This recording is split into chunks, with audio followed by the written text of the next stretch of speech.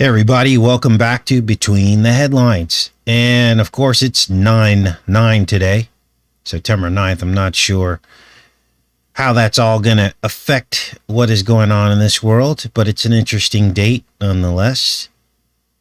Now, leading up to some of the news that we're going to share with you guys today, we warned about just about everything that you're going to hear. Yesterday, it was misinformation, and today it's front page news. Now, how can that be? Well, it certainly feels like we're living in some kind of Twilight Zone matrix.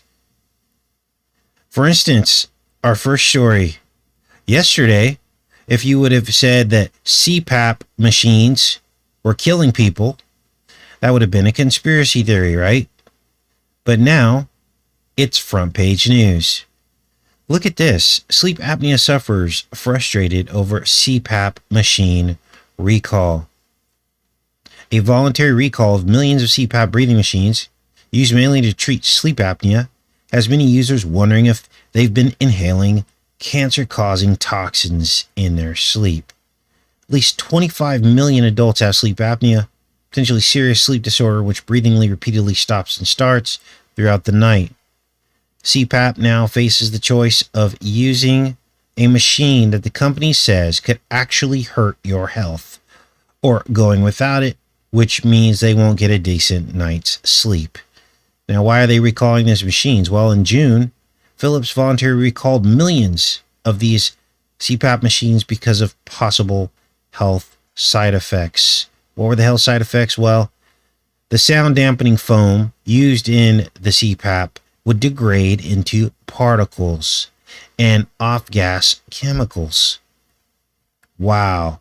FDA says breathing those in could result in serious injury, which could be life-threatening or cause permanent impairment ranging from irritation, asthma, or even toxic or carcinogenic effects. You can't make this up. Now, people wonder why just because you get approval from a governing body, why people still don't trust that and have hesitancies about using anything that they say is safe. This is just unbelievable. And on to the next story. Yesterday, if you said that natural immunity was better against CV-19, your channel was removed for misinformation. Well, now it's front page news. This is from The Conversation. CV infarctions may give more potent immunity than stickers, but that doesn't mean you should try to catch it. Easy to the Real was way ahead of the rest of the world when it came to the sticker potion, so it's not surprising that data from this corner of the Mediterranean caused a lot of excitement. The possibility of a CV infarction leads to longer-lived immunity than sticker is not far-fetched. Infarction exposes our immune system to several viral proteins, whereas the most commonly used sticker potions introduce a single antigen, the spike protein. This results in a more directed but also more restricted immune response than after an infarction. So, all of a sudden, this is front page news. Source, The Conversation. What else do we have? Well, yesterday, if you said that a potion can cause nerve disorders and reactions, blood clots and things, that was misinformation. But now all of a sudden, it's one of the listed effects. The EU lists rare nerve disorders a possible effect of the A through Z CV potion. Europe's medical regulator says add an extremely rare nerve damaging disorder as a possible effect. It's now added to the effect list. What happened to safe and effective? Well, they're saying it's extremely rare. But of course, that would be completely based on their reports and what they're recognizing as reports. And we know that these things are underreported sometimes. And so we're taking their word for it that it's extremely rare. Here's another story based on yesterday. This would have been misinfo, but now they're saying that there is evidence of superhuman immunity to CV-19 in some individuals. What's this about? NPR. Some scientists have called it superhuman immunity or bulletproof hybrid immunity. So they're saying that some people basically won't get this. Unbelievable. What else do we have here? Well, even if you claim that potions caused seed effects at all, yesterday that was misinfo. But today, they compare potions to one another based on their seed effects, right? Look at this story. Pfizer picked a CV-19 potion dose far lower than Moderna to minimize the effects. Wait, I thought there weren't any effects. I thought that this was safe and effective and that pretty much you're just going to feel like you have, the flu or something if you get the potion. But apparently, they have different effect profiles now. It says, Pfizer's top scientist said the company chose a relatively low dose to minimize the effects. Both stickers produce similar effects. So, you see how things are starting to unfold and change based on how many people they got to get the potion? And now they're finding all this out. Why didn't any of this show up in the trials? Because the trials were too small. And now we have a whole nother level of things happening. Here's another example. Yesterday, if you would have said that women's periods were changed by the potion, that was misinfo. Your post was removed from Facebook for misinfo, and they would threaten your account, right? Well, today it's recognized as being reported by lots and lots of women. And to make them feel better, they're going to throw out $1.6 million, which amounts to a pile of peanuts. Let's read this headline. This is Washington Post. Women said the potion affected their periods. Now, more than 1.6 will go to researching it. Let's read this. Shanna Clausen was in line to get her first sticker in March when she saw menstruators on social media discussing how their periods had been altered. Earlier, heavier, and more painful than usual after they got their potions. Wow. Clausen, 45, who lives in Hudson, Wisconsin, went ahead and got the potion, and a few days later also got an earlier and heavier period. Now, as we speak, some of these social media sites are pulling down any posts that say anything about reproduction. Well, can you see how someone would be concerned about that? Given the fact that the thing that basically causes reproduction is being changed and altered? I could see how someone would be concerned about that.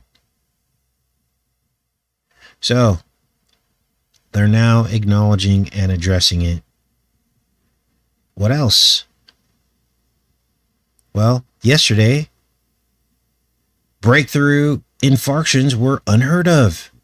And if you said that was happening, you were thrown off social media. You could lose your medical license if you're a doctor, and you're accused of misinfo. But today, all of a sudden, the odds of catching CV-19 for fully potioned Americans is 1 in 5,000 per day.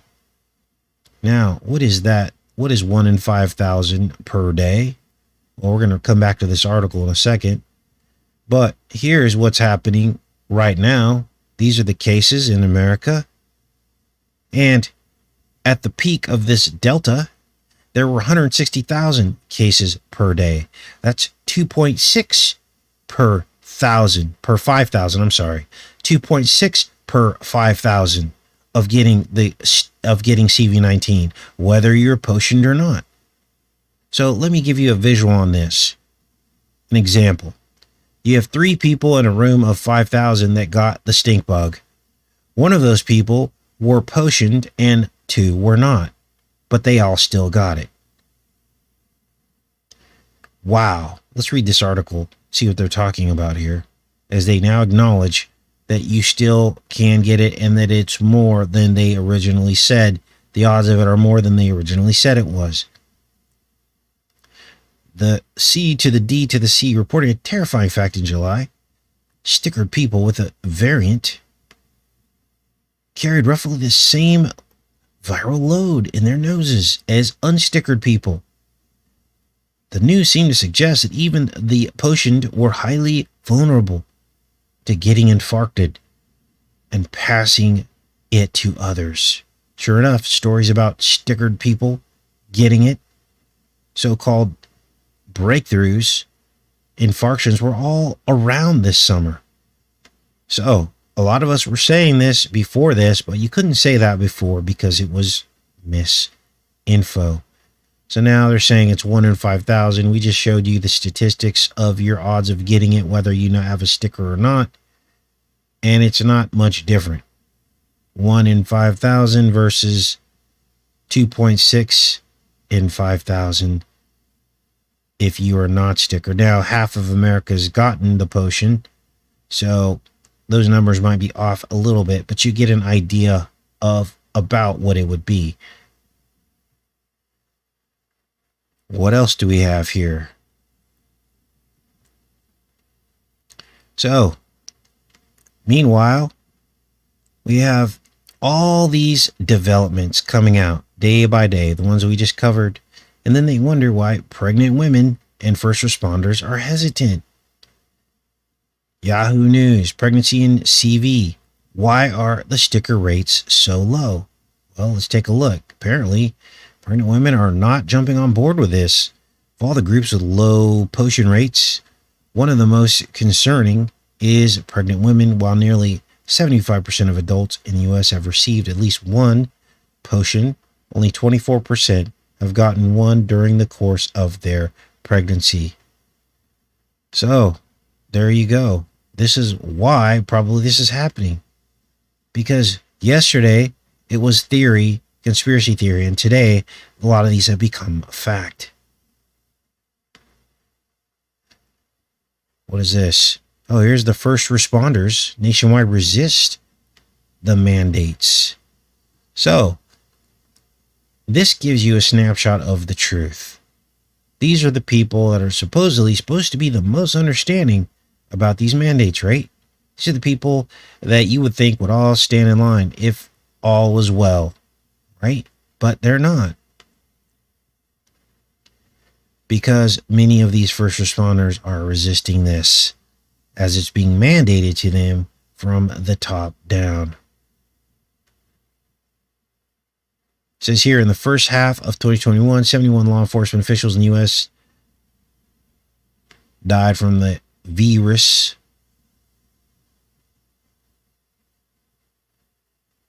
Despite the deaths, police officers and other first responders are among those most hesitant to get the sticker. The most hesitant. Wow. So that tells you right there what's really going on.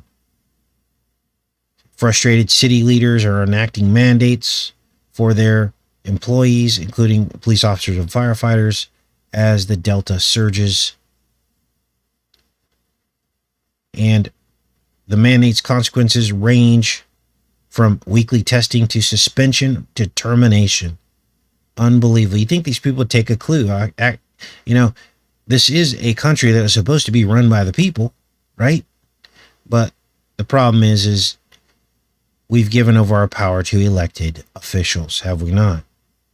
And that's why I don't vote. Because they think they have all the power just because they were voted for. And they can do whatever they want. And still, the feds are pressing on companies to mandate the potion, or are they not? Mandating the stickers. Think it through. Look, they're giving you tips on what to do. This is from Barron's. Process by which sticker policies are made is as important as the policies themselves. So they're basically telling you how to make a policy that is legal.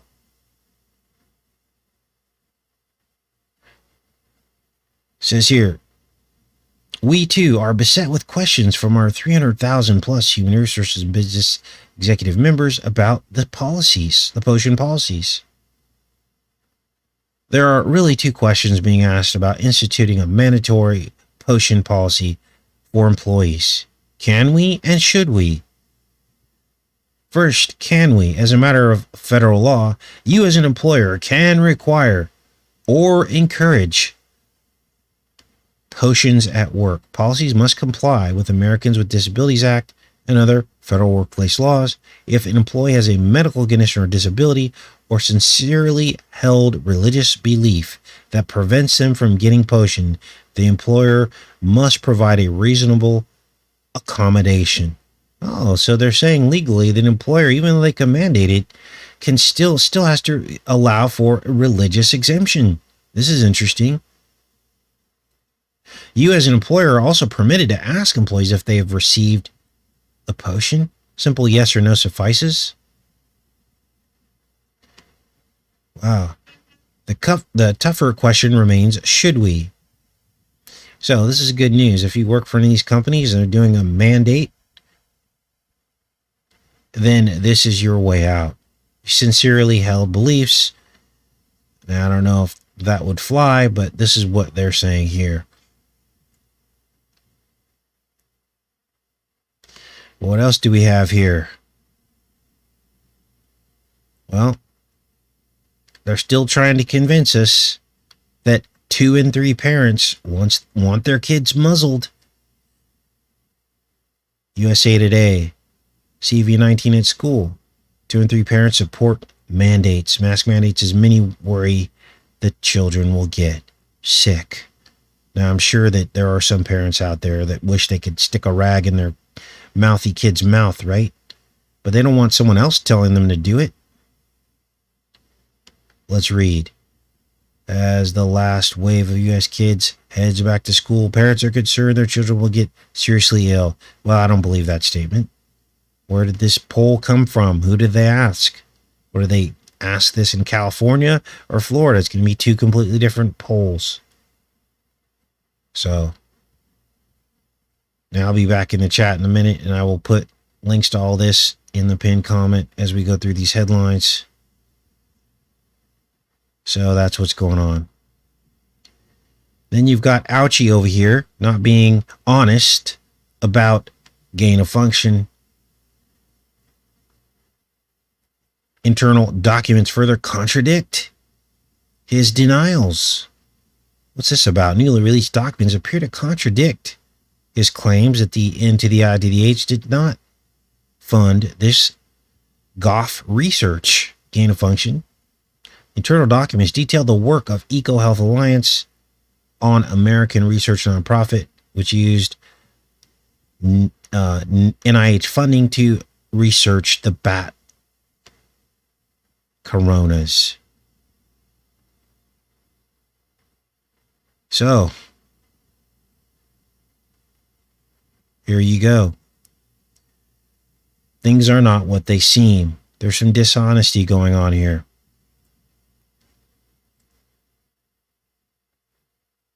A lot of stories to catch up on today, you guys.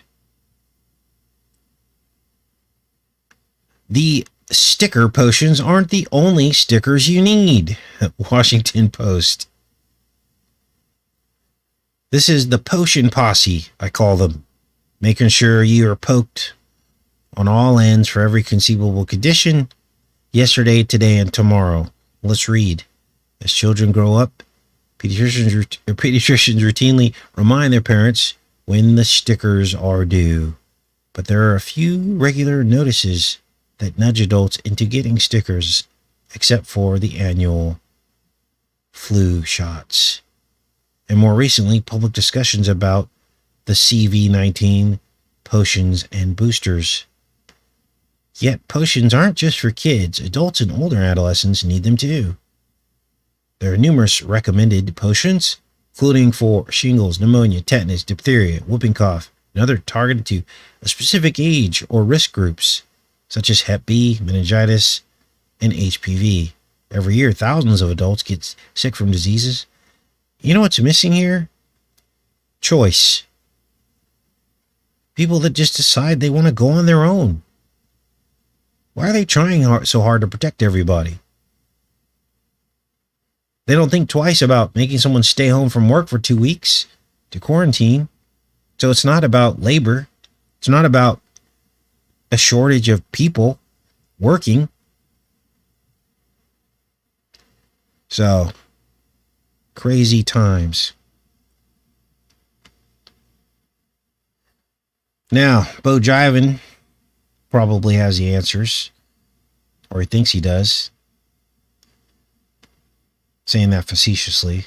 Supposed to address the nation today with the strategy of, you guessed it, finding out ways to get more people to take the potion.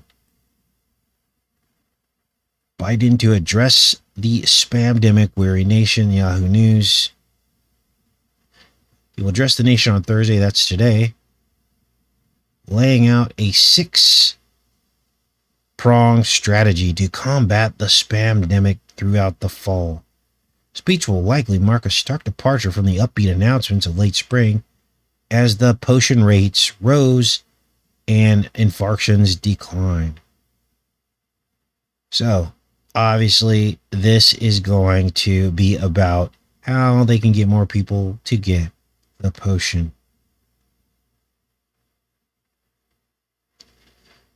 And of course, Social Security just happens to be running out all at the same time as all this is going on. Now, we've heard rumors of this running out, but now the date seems to be getting closer and closer and closer to the present. This one took a huge leap. Now they're saying within the next 5 to 8 years, it will run out. Let's read this. This is Yahoo Finance. Social Security expert details the worst case scenario and why the millennials are most vulnerable. U.S. Treasury report out last week found that the Social Security Trust Fund is projected to only be able to pay out full benefits through 2033, 1 year earlier than the 2020 report projected, and a key Medicare trust fund could run low on funds by 2026. That said, the worst case scenario is not that the program will stop paying benefits completely, but the bulk of Social Security funding comes from dollars that come out of our paycheck and matched by our employers. Now, every so often, they'll pull this rabbit out of the hat and scare everybody that Social Security is going to end. But the minute they do that, this country will change forever. There will be an uprising. People will not allow this. They're not going to pay into something their whole life only to have it run out. They're going to want some kind of compensation for that. They're not going to let that happen. So I don't get too worried about stuff like that. Okay.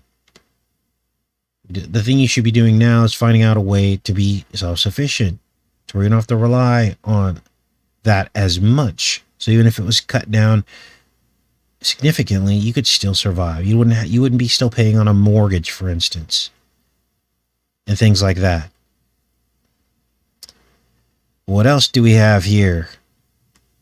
World's top 3 Christian leaders call for meaningful sacrifices to combat climate change.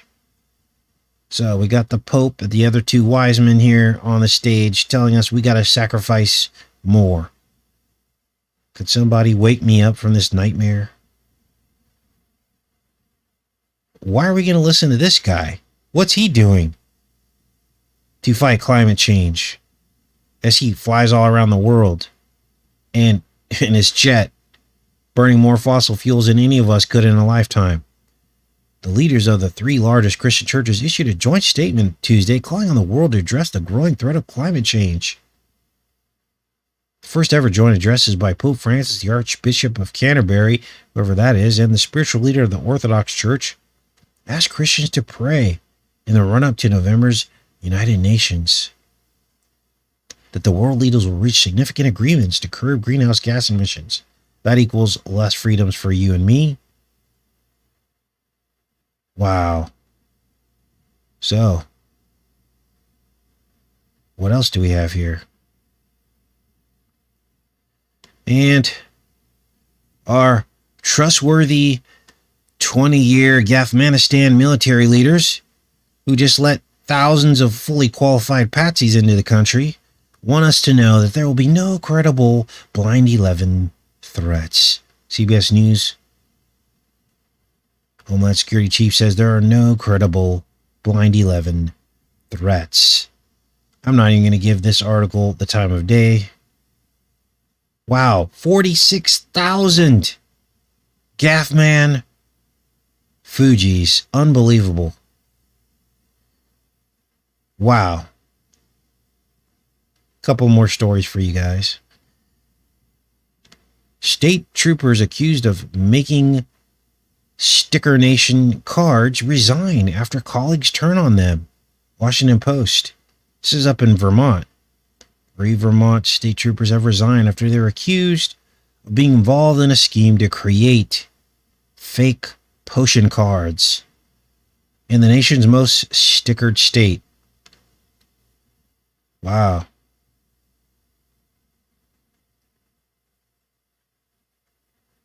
And they're about to open a time capsule under a, Fawn Ketteret statue that they're pulling down in Richmond, Virginia. Apparently there's some time capsule. Now, what interests me about this time capsule is that they're saying that there is a photograph of Lincoln in the casket. So we'll have to see this. I'm sure all this will be published online in the coming days of what exactly they're going to pull out of this time capsule from 1887 underneath this statue. But this is going to be interesting. Now, I'm now currently working on the last part of the 100. And they mention Operation Anaconda. This is the Anaconda plan. Now, I'll have this probably up Monday. I have like 4 or 5 more episodes to go on the 100 to finish out that series completely. I'm on the middle of season 7, the last season. Now, why is the Anaconda plan important? Because it's all about Abraham Lincoln. It was the blockade that he put around the South to starve them out. Here's Richmond on the map. And so this is crazy, you guys. All of these references to Lincoln. So what was it all about? Well, we've got videos on Lincoln if you're interested in digging into that deeper. But they keep bringing him up, and there's something to that. Let's go into the chat. Those are the headlines. I'll put links to all of that in the pinned comment so you guys can reference those articles, see what's going on. Let's go into the chat. Now, how do you get out of the system? Well, every day that goes by, it will become harder and harder, and they've made it that way on purpose. But there are places where you can move. If you're living in a place where you're paying $2,000 or $3,000 a month in your mortgage or rent, you could save that money and find a place in a different state where things are much less expensive. Now, the problem with that is much less expensive usually equates to higher crime, but not always. There are places that are much less expensive to live where you can pay off land and home for less than $30,000 to $50,000. But what is true is there may not be jobs in those areas. But if you can find a way to be self-sufficient, especially if you're a person with Social Security, and you're getting, $1,000 a month or $1,200 a month of Social Security, if you can wipe out the whole rent or mortgage aspect to your budget, then you can live off of $1,000 or $1,200 a month if you're careful with how you live. LED lights, much less expensive electric bills, solar generator patched into your house, so you know, in the hot months you can run an air conditioner. There's all kinds of ways to do it. It's about changing your paradigm and changing your mindset. And yes, there are still places in America where you can get land in a safe area away from the cities, but there won't be many jobs. But you can grow your own food and live on your land. And your property taxes are like $200 a year or $300 a year once you have whatever home you have built on your land. They're unrestricted, and you can do whatever you want. So, but I understand that as the years go on, this will become more and more impossible. Why do you think that people like Gil Bates are buying up land in places like Arkansas, where land is still pretty cheap? They're doing it to drive up the price of the land. They don't want a bunch of people held up on their acreage, not dependent on the system, because those people are dangerous to them, because they can't enforce certain unfair laws on people like that. So, we've talked about this for many, many years, but we're getting down to the wire now. All right, what else do we have here? Let's go into the chat here with you guys. Thanks, everybody, for showing up. Thanks for Rage Against the Machine. Thanks for all the thumbs up. Thumbs up this video if you haven't already.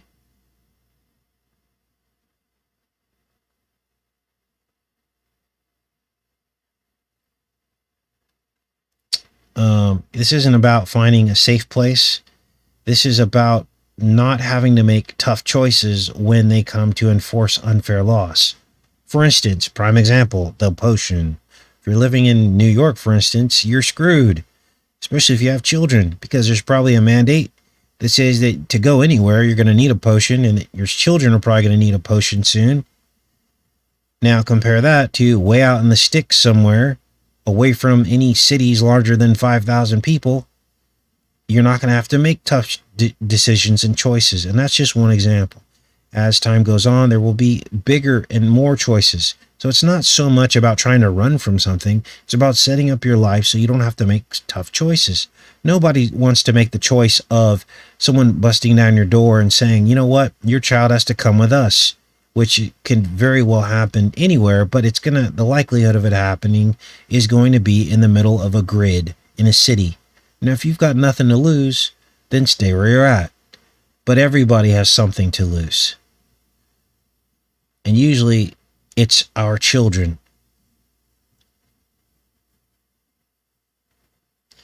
All right. That was a great question.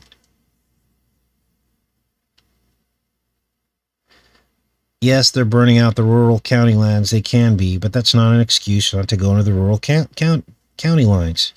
You have to make sure your house is secured. You've cleared the trees around it.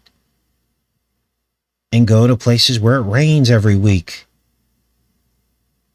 And you can't get burned out because there's too much rain. See, we always see, when I grew up in California, and I always saw things through the eyes of California. But even in California, there's different topography. Yes, in the foothills and the mountains, there's lots and lots of trees. And fires can rage on. But in the Central Valley, most of the trees are cleared out. It's interesting because people always ask me, they go, wow, California's on fire. Are you okay? And I'm like, well, I live in the Central Valley. I don't live there now, but when I did, I would say I live in the Central Valley. They don't have forest fires in the Central Valley because there's nothing to burn. It's a grid. There's no trees. But people see things on the news and they go, wow, the whole thing's going to burn.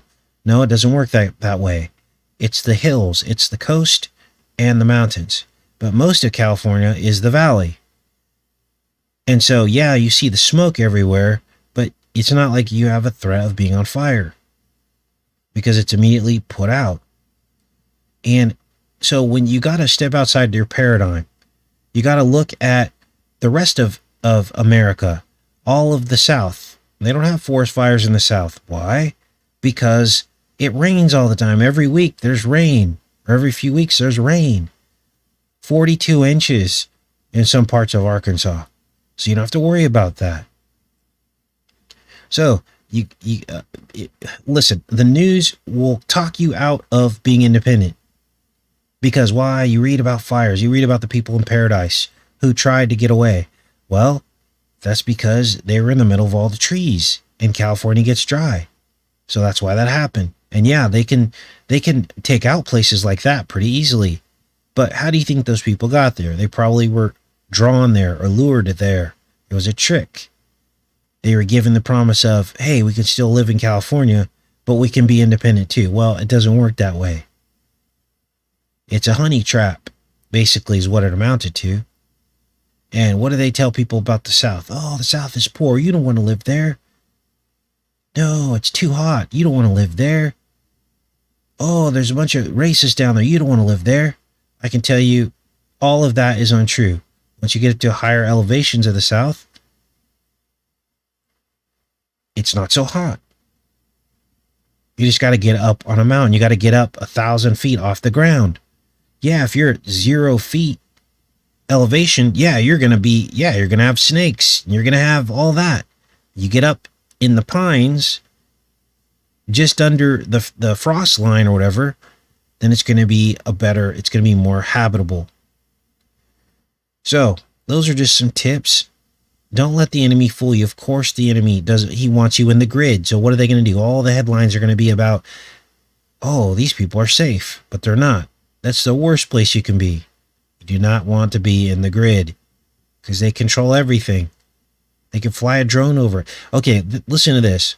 Are they going to waste their resources and battery life flying a drone tens of dozens of miles from any major city out in the, there's a lot of open land in America. Of course they're not. They're not going to have the resources to do that. Nor would they want to. You got to think strategically. Think like you're in the military. Okay. Why do you think it was so hard to go after the Balitan?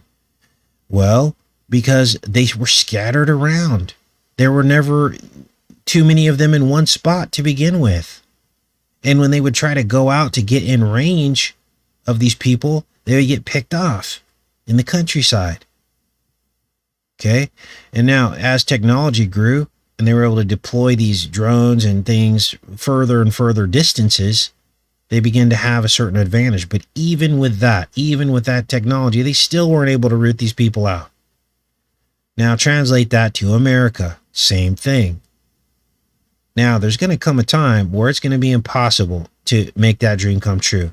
They're going to make it impossible, or the propaganda is going to be so deep that no one's ever going to want to move there.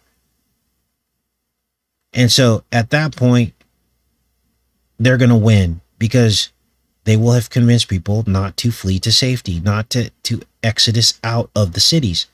Think about what the ancient Israelites went through, the ancient Hebrews. They were so afraid to go out into the wilderness, weren't they? And God had to keep reminding them, don't worry about it, I got you. There's manna I'll feed you with. Why are you so afraid? And they kept wanting to go back to Egypt, didn't they? Making every excuse in the world.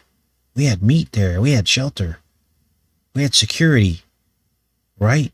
Well, sometimes when I hear people making excuses about not leaving the grid and not leaving the city, it sounds to me just like the murmuring Israelites, making excuses not to be free from the Pharaoh, thinking that the Pharaoh is going to take care of them, and testing the Lord your God. Testing him. How? By staying with the Pharaoh when he's giving you reasons to get out and giving you a pathway to get out. Let's do a little live exercise for those of you that stuck around.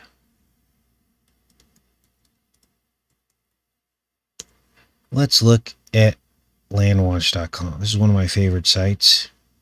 I understand that these prices may have gone up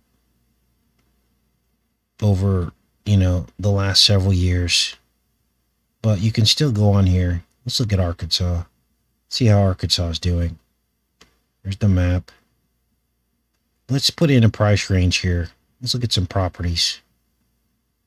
Now understand, once again, there aren't going to be a lot of jobs in some of these areas. And the people that live there are just mostly spiritual people, Christians, God-fearing. You know, they might not be college educated, but guess what? If you're hungry, they would feed you. If you were cold, they would clothe you. I'm going to put in 20 grand, okay? I'm also going to put in, let's add this here. And I'm also going to put in, so we've got Arkansas, less than $20,000, all right? And so there's 2,700 listings. Let's keep going with this. Now, if I were you, I wouldn't live anywhere here. This is next to the Mississippi Delta. Very impoverished. You might find some cheap properties there, but there's a lot of crime and drugs here. This area is okay. Wichita's great place to live. River Valley, great place to live. Anywhere up here is great. Here you're going to get into the higher elevations. A little bit cold in the winter, but at least your summers are going to be under the 100-degree mark and maybe even under the 90s in some of these places. Beautiful summers, and there's a lot of lakes up here. Central, I would stay away from as well. But anything like up here, great, okay? And down here is okay, but it's going to be hotter down here in the timberlands. Now let's keep going with this. Make sure you guys are with me before we keep going. This is very important. Some of you have thought about this. This is just one state, you guys. You don't have to live in Arkansas. You can live in other places. But remember what I told you. You need water. You need access to water. Now, you can live in other states, but I would recommend, if you're living in other states, to get a well dug, which costs a lot of money. $10,000 to $15,000 to dig a well. But if you live in a state like Arkansas, you can collect rainwater. And because it rains 40 inches a year. That's a lot of rain. At least water your garden with it. Let's keep going. So we've got all these counties. You can search by county. But let's do it. Okay, so we got less than $20,000. Let's put in some acreage here. Let's go to a minimum of, let's put in 3 acres. Okay. Now in California, this would be unheard of to find anything less, or any acreage at all, 1 single acre for less than 20 grand. But here in Arkansas, there's 112 listings of at least 3 acres. Now we're going to sort this. These are featured at the top. So don't get confused here, because it starts out showing you a featured section. You got to go down in here. Let's see here. Let's sort this. I think we can sort this. Featured. Wait, hold on. Oh, wait. We got to sort this. Sorry, guys. Oh, here we go. Here's the sort button. So we're going to go acreage, large to small. Okay. All we're doing is putting filters on this to get the best you could get, right? The best you can get. So this is acreage, large to small for less than 20 grand. Okay. Right here. Clinton, Arkansas, 5 acres, unrestricted land. For 13 grand for 5 acres. Now you got to check these places out. You know, I'd recommend doing a trip, a camping trip, or stay a couple weeks, get a hotel. Some of the hotels in these areas are like $50 a night. You can stay for a whole month if you wanted. Drive around the area, talk to people. Here's 5 acres for 12 grand. This looks like it's more closer to like a city area. Here's 20 grand for 3 acres. Now this looks beautiful here. Let's click on this one. This is a beautiful look at this. Oh my gosh. 20 grand. Now, why am I saying this? This is 3 acres. Well, most people in 1 year will spend 20 grand in rent. Seriously. Especially if you're living in California right now. You're paying, if you're in California, you're paying minimum $1,500 a month, probably closer to $1,800 a month to rent. Okay. Unless you've got roommates. So in a year, in 1 year, you're basically paying $20,000 to $30,000 in rent. That's crazy. 3.3 acres to call home near Ferguson Lake. Secluded property, you could raise animals in a garden. Plus, it's legal to hunt. So you could hunt squirrels if you had to, whatever else you want. These are not scams. These are not hoaxes. And I'm going to show you that as well. Each one of these has a listing. And you can go to and click on the real estate agent, call an actual real estate agent, and they'll actually show you the property. Let's look at these pictures. Wow. Look at all the trees. You could burn fires forever. Look how thick the trees are here. You could build a teepee if you wanted. Raise chickens. Completely free. Look at this. Look at all those trees. Now this one's next to Sawmill Road, it appears. Well, look, it's in the middle of like a tree grove. Now there's lots of considerations before you do something like this. This isn't something you should jump into. But you definitely want to, if this is something you wanted to start looking at, this could be a dream that would be very attainable. Now, I would recommend unrestricted land. That's the most important thing. I'd also make sure there are no septic requirements. Because if there are septic requirements, septic system alone costs about $7,500. It's just how much they cost. So you're going to want to, unless you want a septic system and you want to spend that money, there are other ways to get rid of your waste. And with several acres, you can get rid of your waste without it piling up. Okay? There's ways to do that. Make an outhouse if you wanted to. Now let's go to some of these other, let's look at a couple more properties before we pop off here. I just wanted to give you guys some hope that you might feel like you're in a prison, but there are options. There always have been options. It's the enemy that talks you out of looking at a different ways to live.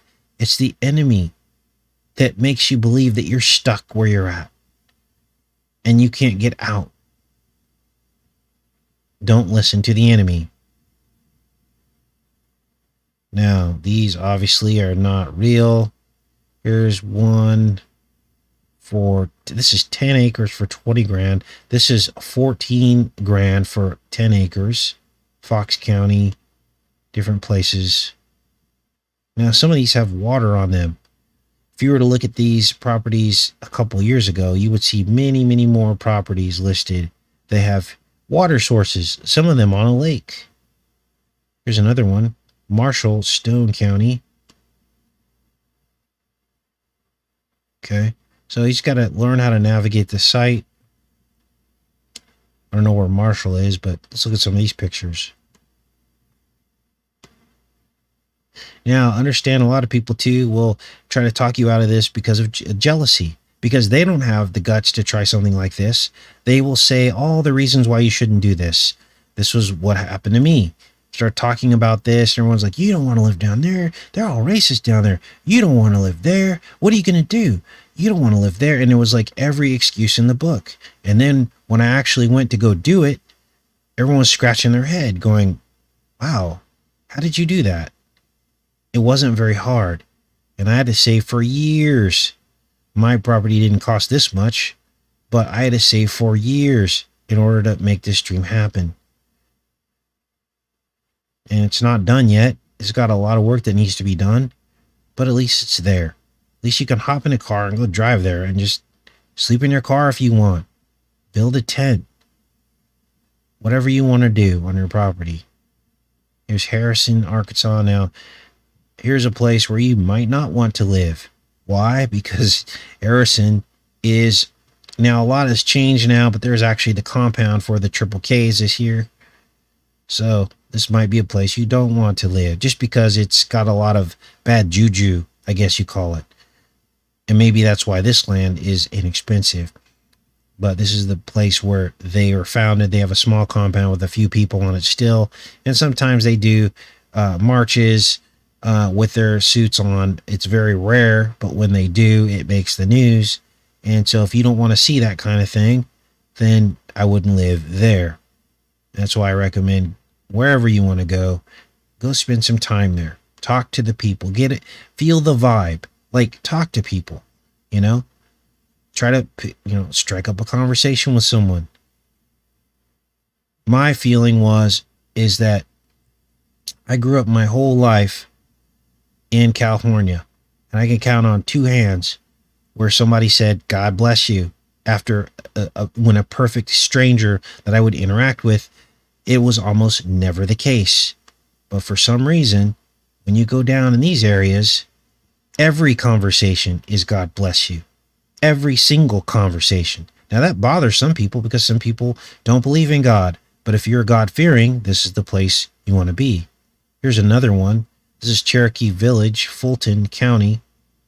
Okay, I think this is up in the hills. Got lots up there too. Anyway, I'm not going to belabor the point. I just want to give you guys the tool. If you're interested in something like this, there really are no other sites out there like landwatch.com, but it gives you some options, some things to look at. And that's just one state. So there is a way out. You don't have to be a victim. You don't have to be a victim. All right. Wow.